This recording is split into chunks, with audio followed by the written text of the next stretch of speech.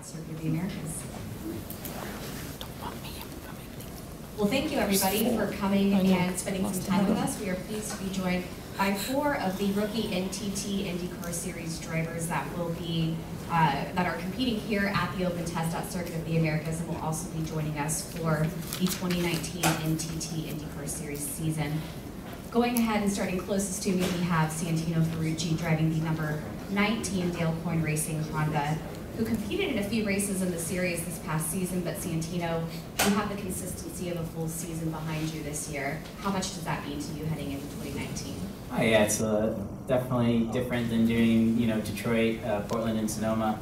But I'm much looking forward to it. I very much enjoy working with my veteran driver Seb, and working with the team. Dale's seems more of a family operation, so it's a lot of fun, and it's nice to be back in America for a full season.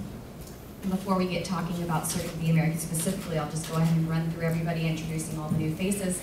Right next to you, joined by Marcus Ericsson, driving the number 7 Aero Schmidt-Peterson Motorsports Honda for the team this season, second fastest in this morning's session at Circuit of the Americas. But Marcus, welcome to the series, and tell us your impressions of not only this track, but the team and the organization so far. So far it's been really good.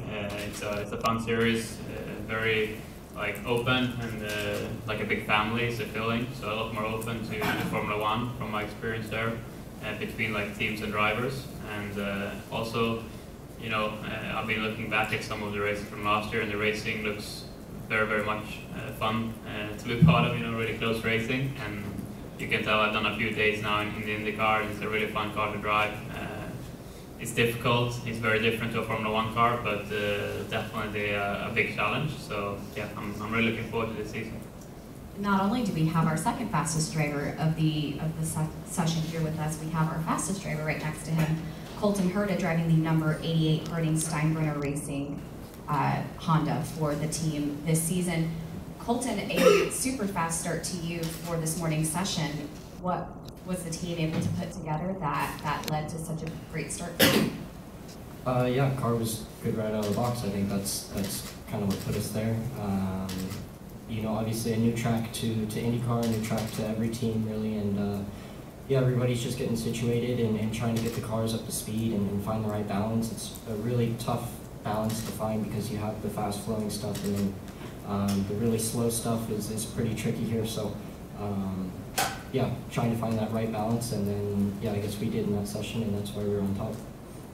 And last but not least, joined by Felix Rosenqvist, driver of the number 10 NTT Dated Chip Ganassi Racing Honda for the team this season. Felix, with Media Day yesterday and the Laguna Seca test at WeatherTech Raceway earlier this week, you've been getting a lot of compliments from some of the other drivers in the paddock, mentioning not only do we think he's going to be off to a quick start, but he even may be a championship contender. What does all of that feedback mean to you this early in the season? Well, it's always fun when people think you're going to do well. I think I have I had a good preparation, definitely. But also I didn't expect to have such high expectations coming into my rookie year. But it's pressure is something we have to deal with in our sport. You might as well get into the season with high pressure. So yeah, it's been really fun, and it's really exciting times to just learn more and more every day. And like Santino, I have a great teammate in Scott and a great team around me in Chip Ganassi Racing to get me up to speed. So yeah, it couldn't really be better. Questions from the group? Yes, sir. Question for Marcus. You've raced here, of course, before, so welcome back. What's been the biggest challenge switching from racing for Sauber in Formula One to now racing in IndyCar, and especially coming back to this track? Yeah, I mean, it's a very different type of car to drive, just in general, with a lot less downforce and yeah, less power as well. So it's definitely different. No power steering, so you have less grip in the corners, but it's more heavy on the steering. So it is a bit to get used to, and it's been a bit of a process for me. Also coming back here to Austin, it's you have your references from the Formula One, and it's very different with the IndyCar. But still, I love the track in the F1 car, and I love the track in the IndyCar as well. It's still super challenging, and it's still very high speed in the first part of the lap with these flowing corners. So it is for sure a different type of driving, but it's yeah, both are very, very nice. Joey, did you have a question? Yeah. We found our wireless mic. We have a mic. Just kind of a follow-up to that, Marcus. As far as how it feels in the seat, I mean, how different does it feel in the seat from a Formula One car to an Indy car, this track in particular?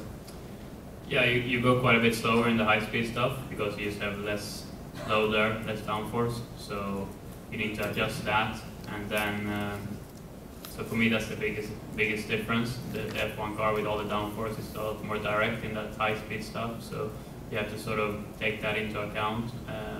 But the rest, you know, it's I would say the IndyCar is moving around more, so you need to sort of play with the car more with the steering and the pedals, and you have to work harder to sort of get around the track with the IndyCar, which I think is enjoyable and also challenging. So I think the F1 is more on rails, sort of say, and the IndyCar is definitely moving around a lot more. So it's a different type of challenge, and you need to sort of tackle it in a different way because of it. But like I said, both type of cars on this track is really enjoyable to drive.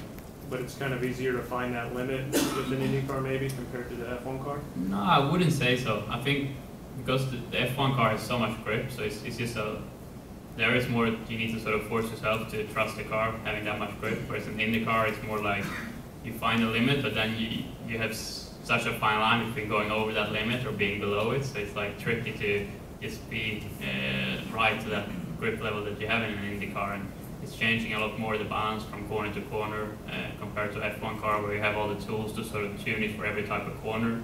So that makes it, as a driver, you can make more of a difference, I believe, in an Indy car, because it's a more difficult car to drive, in my opinion.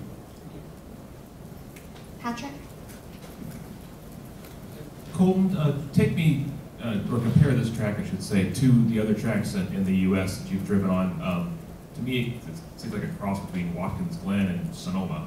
But what would you consider it? Yeah, a little bit of both. I'd say, you know, there's a lot of high speed and a lot of low speed, so it's hard to say that it's like one track. You know, Watkins Glen through the S's is somewhat similar. It's quite a bit slower, but that quick change direction you still get here with the long corners in the boot as well, that are similar to turns like 6 and 7. So yeah, I say Watkins Glen is a pretty close track, but it's really a unique track, and the surface is pretty abrasive. So I think tire wear isn't going to be great for the race, and stints will be tough to do. But yeah, I guess we won't know how long we have to do a set of tires for a stint until we know how many laps the race is.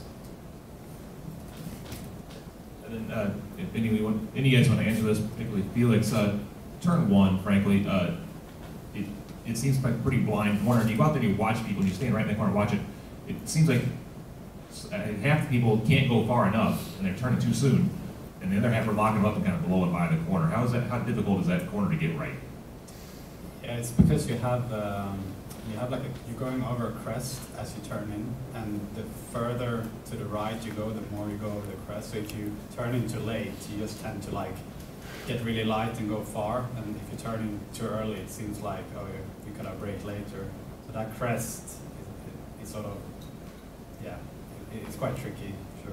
Does that mess up the whole lap if you don't get it right? Well, it's a long lap, so you have plenty of time to get it back. Chris and then Mary. Marcus, for some local fans that maybe got their introduction to motorsports through this track, you might actually be one of the more familiar faces here come March. How unique is that, and what's that like to have, to be coming to a new series, but to be somewhere that you've actually got more experience than the rest of your competition?